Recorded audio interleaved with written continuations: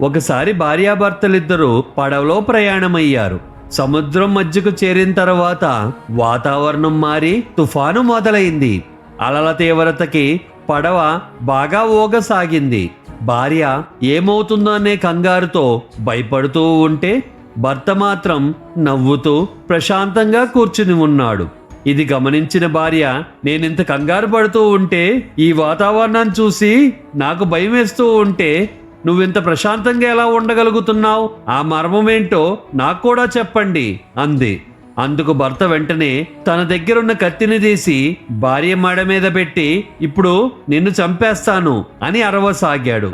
అతను ఎంత అరిచినా భార్య మాత్రం నవ్వుతూ చంపేండి అని అంటోంది.